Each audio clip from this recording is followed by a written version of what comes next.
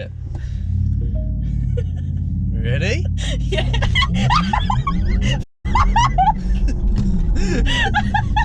Oh my god. That is so quick. Welcome to Flat Out Media. Always remember, 2 modes, key out or flat out.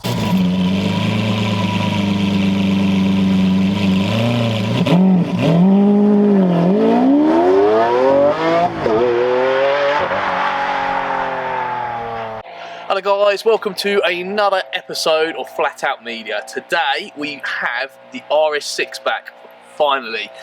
This car's taken a little while to get back to us and be able to come onto the channel because quite a few months ago someone kindly reversed into me when I was leaving the office. The wife allowed me to have it for the day, which is a rarity, and on that said day I managed to smash it up, so yeah, did a really good job of that.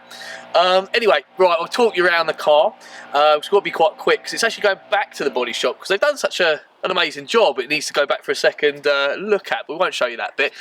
Anyway, right, okay, so I'm not going to bore you with all the details of it. It's a stonking great 4-litre bi-turbo V8 engine. Sounds amazing for a new car. Obviously it's got its little filters and everything that the new cars have to have, but you still get that V8 noise, which I think you'll see when we take it out. Let's say it's 4-litre V8 twin turbo producing 600 brake horsepower. I think it's 800 newton meters of torque, if that means anything to anybody. So it really pulls, it really pulls like a train.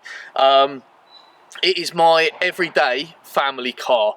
Wife drives my daughter to school in it, and we use it every day as a family car. Literally load the boot up. It's an amazing daily drive. You know, say load the boot up, take the kids to school, boot it around the track. You can do whatever you want. It is the ultimate one car driveway car that does everything.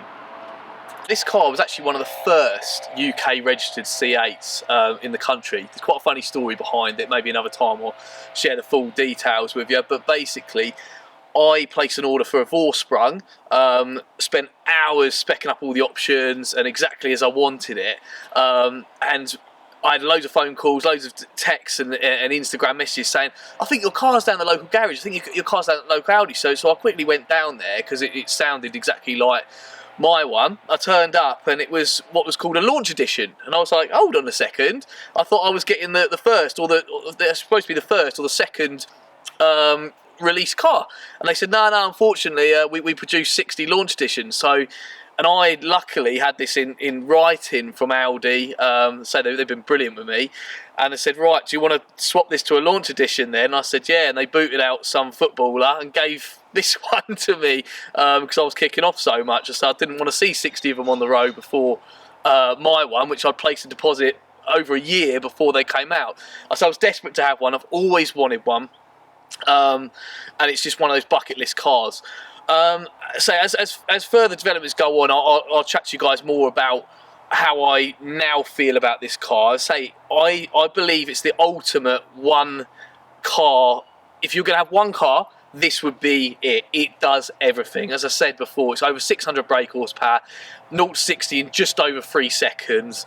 Load the dog in the boot, put kids in the back, you know, wife at the side, and drive it like a lunatic.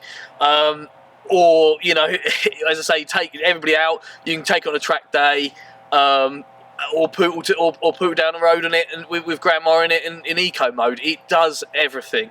We're going to show you around the car itself now, do a few cinematics and show you sort of the various parts of it, then take you for a drive and see what you guys think. Thank you.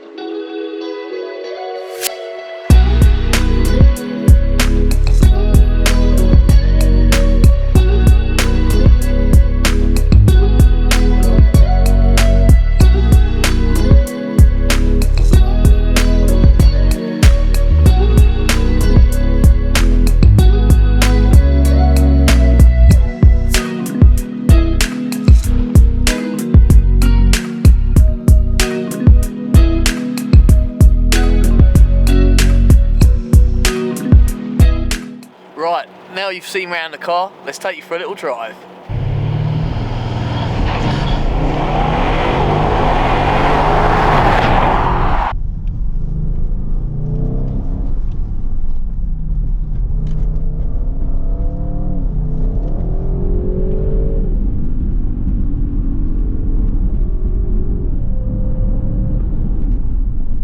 Right guys, got a couple of pretty straight roads coming up, so I'm going to show you what the acceleration's like. This car does not hang around. There's both me and Aaron in it at the moment, so it's twos up.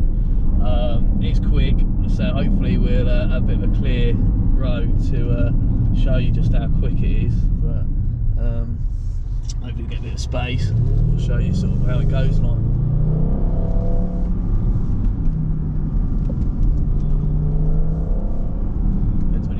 Out and finishes it off by the look of it.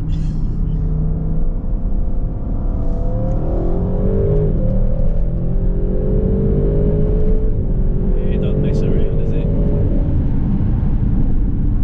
A bit greasy today, and I've got brand new tyres on the front, so I've got to be a little bit careful.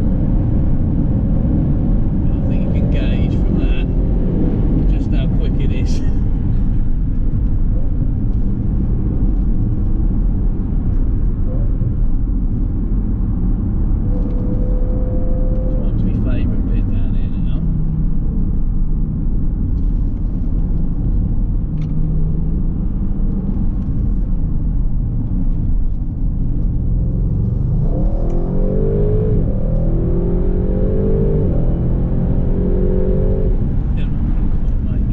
Try and clear a little bit of space here and see if we can get a bit of a noise through the tunnel. It does sound pretty good through here.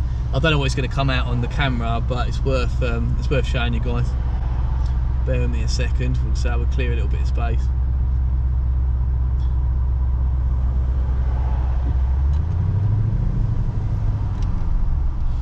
So give me a minute. Make sure we've got some. There we go.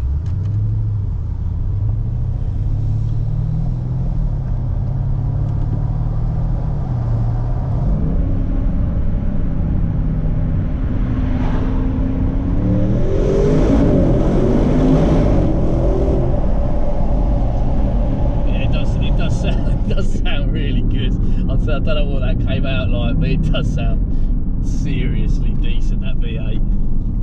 Right guys, we're back at base, just pulling in now.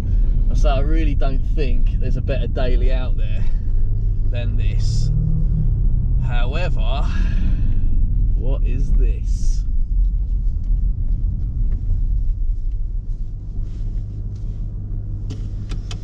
Let's see. Right guys, as you saw, as we pull back in with the RS6, my good friend James has brought down his car, his brand new car, which he wants to sort of steal the thunder and say that actually what is behind me is the ultimate daily. I haven't driven this yet. This is the brand new Porsche Taycan 4S. It's a bit of a mouthful, but I've been advised by one of our loyal followers that it is the right way to say it. I've taken advice on that before I haven't said that, and that is the right pronunciation. So Porsche Taycan 4S. Here it is. So as I say, this is James's car. He has had it for just about a week now, and has kindly, or rather stupidly, allowed me to test it out for him.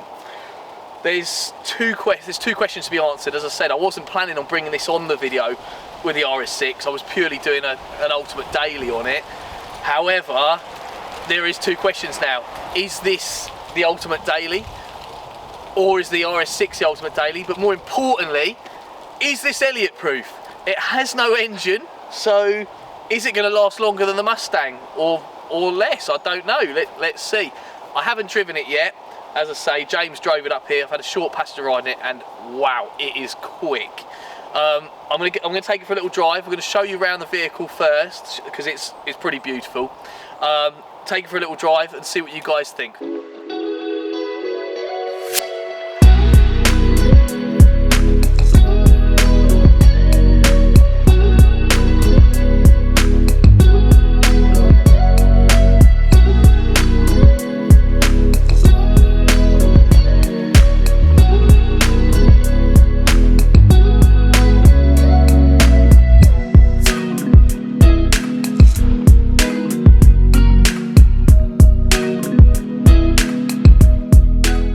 Right guys, now you've had a little look around the car with the cinematics, thought we'd have a little chat about the spec that James has picked for this. So, Firstly, the really obvious one, he's gone for the frozen blue metallic paint, which just looks insane. It absolutely pops. He's also paired that with Emission E wheels, which are a mega option, because to get those you have to upgrade the brakes as well. So he's upgraded those to the ceramic coated brakes. They're not a full ceramic package in the sense of a proper true ceramic brake like you've got on my Lambo, but they are like an upgraded brake. And I think with something of this weight as well, obviously I'm yet to try it, I think it needs those upgraded brakes. Other options he's selected for the outside of the car is the black trims, which is a really nice touch, and also the fixed pan roof as well, which is really, really nice. Interior wise, as you've seen, it's the slate grey interior with a sports chrono pack and also a heated steering wheel as well.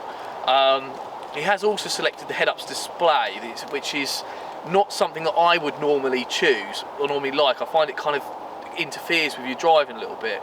However, with this one, I've sort of looked over. I said I'm yet to drive it. It looks quite simple. It's literally just the miles per hour. Obviously, it hasn't got revs because it hasn't got an engine. So I'm keeping my options open with that one. I think what do I think about it? But it's not something I'd normally go with.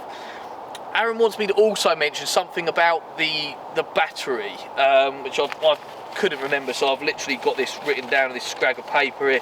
So the electric side of things, this vehicle has been fitted with a Performance Battery Plus, which increases the gross energy content of the battery, and also has a 150 kilowatt DC booster. All I can make from that is I hope that means it goes faster. No, he's shaking it. No, he's shaking his head. It doesn't. That sounds a load of old junk. So just yeah, I don't think that's even anything to worry about. So forget about that.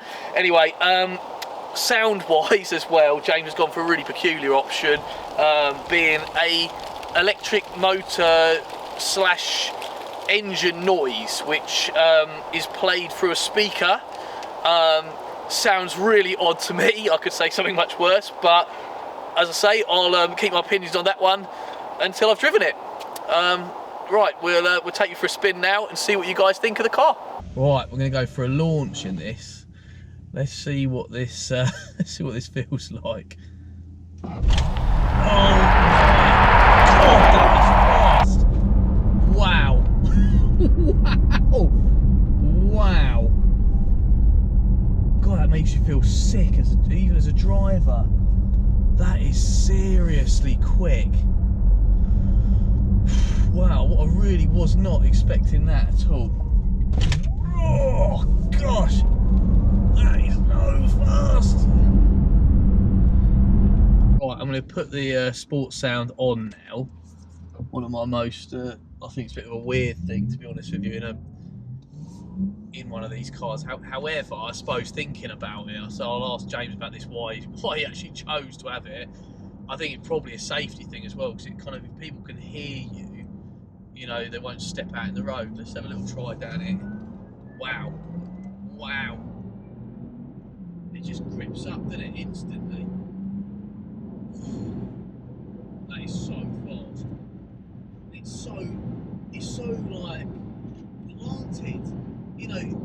There's no shake. It's just because it's a heavy old car, and the way that sits, brakes are good, really good. There we go. Wow, wow is all I'm going to say. Oh, look at that. Woo. That was quick up to 70. Whee! That don't half go. I'm going to tell you that much.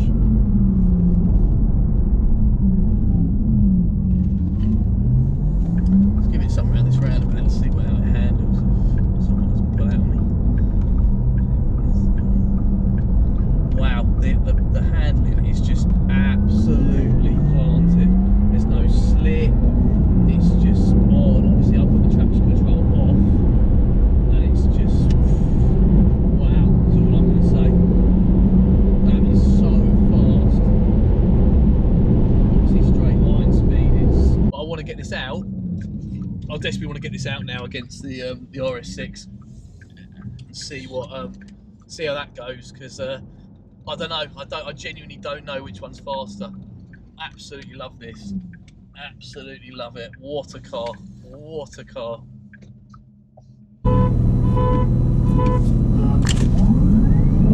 I've dropped him. I got him. He ain't catching me now. I think he got a bad launch though. I think he got a bad launch.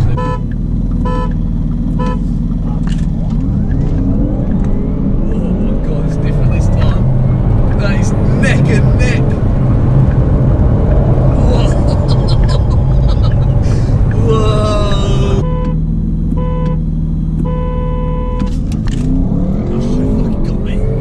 Got me for bloody hell, look at it go!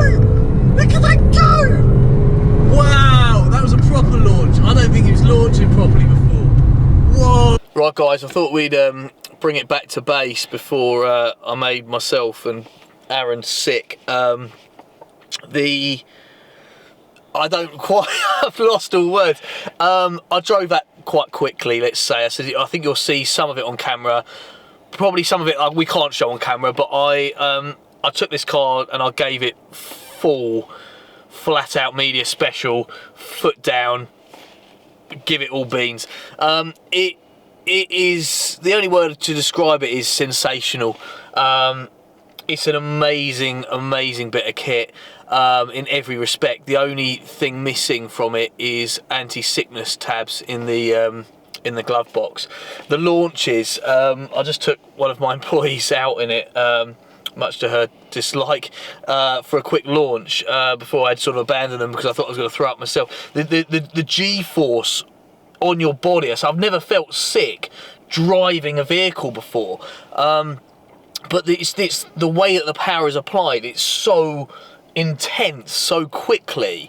I just can't describe to you how fast it is. You've got to have a go in one of these. It's next level. The big question, is it the ultimate daily? Obviously, the one thing we didn't touch upon is the boot size. The boot size is a lot smaller than the RS6. However, do you need that massive boot? Personally, out of the two, you've seen them now, you've raced, you know, against each other. Speed-wise, I think pretty much whoever gets the drop on the launch is the winner of the race. So speed-wise, you're pretty much the same. Power delivery is different. Massive difference for me, though, is I'm dropping this back to James now for charging, obviously. I might have to give him some money towards the electric bill, but you're talking, you know, probably a few quid. So we'll find out when we chat to James exactly how much it costs to fill it up. We've just torn through 80 quid in the RS6, doing a few miles. So there's a massive benefit on these electrics in the sense of money. List price, they're both the same. Which one would I choose? I'll be brutally honest to say I can be this biased because obviously I own the RS6. I'll tell you what, I would choose the Porsche. I'd take the Porsche Taycan 4S over the RS6 every day of the week. I'll be brutally honest with you. I think the way it drives is nicer. The interior, I think, is just stunning. Just everything about it. The fact that you don't have to pay fortunes for fuel whilst retaining that speed. As I say, the little things that I wasn't sure if I would like the head-up display, actually I do like. The noise is silly. I think it's a bit embarrassing as well to have an engine note as on a car that doesn't have an engine. I think it's a bit weird. However, the more I'm thinking about it, something I'm going to ask James about was the reason he got it, because of the fact that it's so silent that people walk out in front of it. And if it's for that reason, actually I think it's a great option, because it stops, as I say, it stops a little child, or it stops even an adult walking along minding his own business, probably staring at the phone as everybody does, myself included, walking out in front of the car. So actually it's a good option to have. I think, James, I say hats off to him. The spec on this car, I wouldn't change anything. It's beautiful both inside and out.